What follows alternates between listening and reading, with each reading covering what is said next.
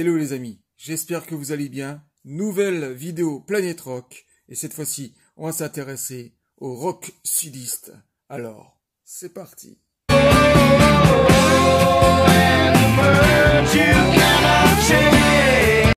Le blues rock sudiste dit le rock sudiste.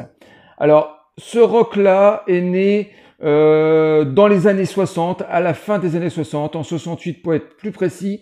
Alors, pour faire un petit peu le récap, le rock sudiste est inspiré bien sûr du rockabilly des années 50, Elvis Presley, Chuck Berry bien sûr. Et ensuite, au début des années 60, explose bien sûr le rock psychédélique du mouvement hippie. Et quelques années plus tard, ça va influencer ce rock-là vers quelque chose de beaucoup plus folklorique, parce qu'en fait, le rock sudiste est une multitude de styles. Hein. On retrouve au sein de ce rock de la country, du blues, du boogie, du hard rock, de la folk dans tous les sens de différentes contrées des États-Unis. Et le rock sudiste, on pourrait croire dans un premier temps que c'est plutôt un rock conservateur, un rock qui protège comme ça les valeurs du sud de l'Amérique. En fait, pas du tout. C'est un style musical assez large d'esprit, qui respecte toutes les communautés américaines, noires, blanches et indiennes. Et au niveau de sa musique, c'est très coloré. Et on va commencer tout de suite par une petite sélection, 5 groupes emblématiques du rock sudiste. Première formation de notre sélection, on va commencer à taper dans du lourd, Lynyrd Skynyrd, la formation la plus connue au monde du rock sudiste. Alors, Lynyrd Skynyrd est né en 69 et cet album est le tout premier album sorti la même année. Que dire sur ce chef-d'œuvre emblématique, classé dans tous les charts du monde entier, avec ses titres emblématiques comme Sweet Home Alabama ou le titre Fleuve de plus de 10 minutes, Freebird, avec ses solos de guitare et de percussion, un pur joyau. Donc Lynyrd Skynyrd, c'est un groupe qui a plus de 50 ans d'existence et ils chantent même encore aujourd'hui. Là, même cette année, ils sont en tournée d'adieu, soi-disant, hein, parce qu'il y a eu quand même beaucoup de séparations et de reformations. Lynyrd Skynyrd a fait énormément d'albums et de lives partout dans le monde. C'est juste une tuerie. Et je vais vous présenter aussi ces 3 autres albums. Alors, je ne vais pas vous les classer dans l'ordre, je m'en souviens plus exactement. En tout cas, ce sont les premiers albums de Lynyrd Skynyrd et peut-être la meilleure période de ce joyau, de cette formation emblématique. Deuxième groupe de notre sélection, Molly Hatchet. Alors, c'est peut-être la deuxième formation la plus connue au monde du rock sudiste. Alors, pareil que Lynyrd Skynyrd, c'est une formation très proche du hard rock des années 70, bien sûr, mais aussi du boogie et du blues. Et Molly Hatchet est très généreux en live dans les improvisations de guitare, de percussion, d'orgue. En tout cas, c'est très foisonnant et très énergique. Et Molly Hatchet est connu dans le monde entier et il continue encore aujourd'hui à nous épater, à nous sortir de nouveaux albums. Et cet album est un album live de 2001, accompagné de son DVD. Et bien sûr, il faut écouter le tout premier album sorti en 69, avec bien sûr son titre emblématique Killer Alligator, qui est juste un des meilleurs morceaux de Molly Hatchet. Donc un emblématique à écouter d'urgence. Troisième groupe de notre sélection, Mountain. Alors Mountain, la petite différence avec les 2 premières formations, c'est que cette fois-ci c'est un groupe beaucoup plus blues, mais aussi très hard rock. Je dirais plutôt même guitare héros, parce que le leader de cette formation est le guitariste. Donc Mountain en live sont très généreux, énormément de solos de guitare, de percussions. On est à fond dans le rock sudiste, et c'est un groupe un petit peu moins connu, mais quand même un groupe emblématique. Et aussi ce best-of de Mountain, un des best-of sortis à l'époque, même s'il y en a énormément. Quatrième formation, Alan Brothers Band.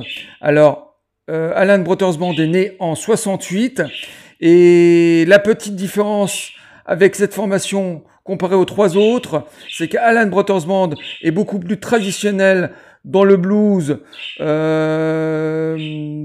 le rock psychédélique, et aussi dans la folk, très prononcé au niveau des percussions. Et comme je disais dans l'intro de la vidéo, faisant cette petite récap sur le rock sudiste, eh ben Alan Brothers Band est le meilleur exemple de ce respect des différentes communautés américaines, et aussi sur la musique, hein, parce qu'au sein de ce groupe on retrouve des blancs, bien sûr, des noirs et des indiens, et tout ce petit monde joue ensemble avec une parfaite harmonie. Et Alan Brothers Band est très généreux en live, par exemple. Si vous avez eu l'occasion de les écouter un jour, ben ils jouent énormément de longs morceaux de plus de 20-30 minutes avec énormément d'improvisation. Et les deux frères leaders de ce groupe sont les frères Allman. Et les frères Allman étaient des guitaristes traditionnels de blues et de country. Et ça a donné cette formation emblématique de fusion de style, Allman Brothers Band. Encore un joyau du rock sudiste.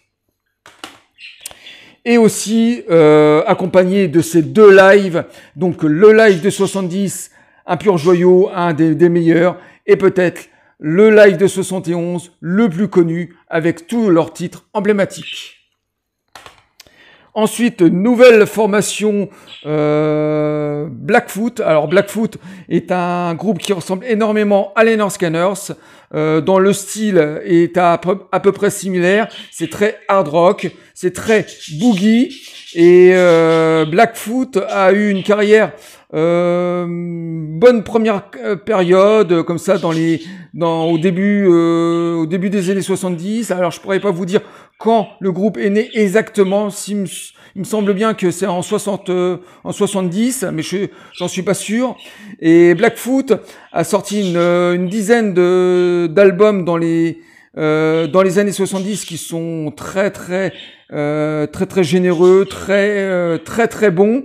Et par la suite, dans les années 90, ils vont commencer à fusionner avec les Scanners. Ça veut dire que grosso modo, des membres de Blackfoot vont rejoindre les Scanners pour jouer au sein de cette formation. Et au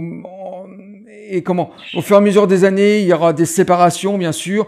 Et là, dernièrement, il y a 2-3 ans, Blackfoot se sont reformés avec aucun leader de base, aucun membre fondateur, que des jeunes artistes.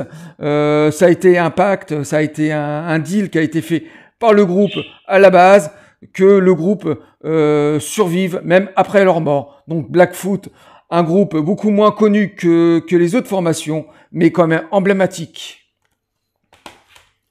Et ensuite, le dernier groupe de notre sélection, Point Blanc. Alors, Point Blanc est un groupe né en 70, très bluesy, très rock psychédélique et country.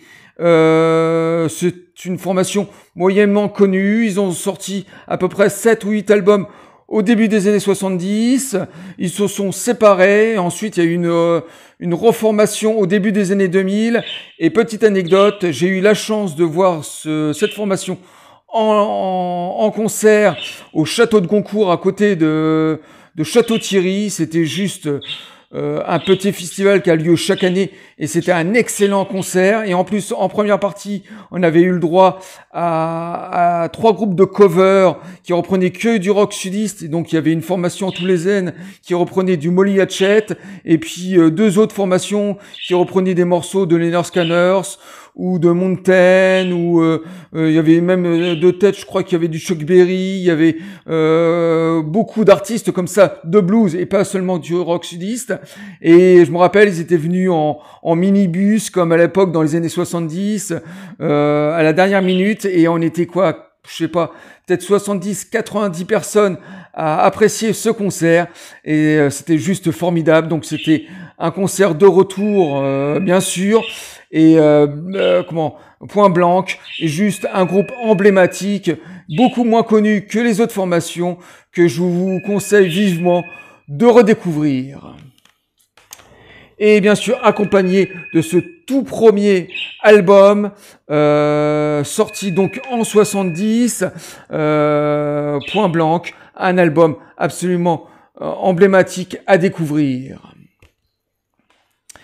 Voilà, on vient de finir cette petite sélection de ces groupes du mouvement du rock sudiste. Il y a eu bien sûr d'autres groupes et artistes qui sont succédés dans ce mouvement, et pas seulement. Il y a eu aussi une évolution du style, hein. Maintenant, on est beaucoup plus dans le blues, hard rock, mais en tout cas le rock sudiste existe encore, beaucoup moins présent aujourd'hui que dans les années 70 et 80, qui était bien sûr l'âge d'or de ce style. Et pour tout ça, ben voilà, on remercie toutes ces formations emblématiques. Ben voilà les amis, on vient de terminer cette vidéo. Moi je vous dis à très bientôt pour une nouvelle vidéo Planète Rock ou autre, ou rétrospective, et je vous dis bye, à bientôt les amis.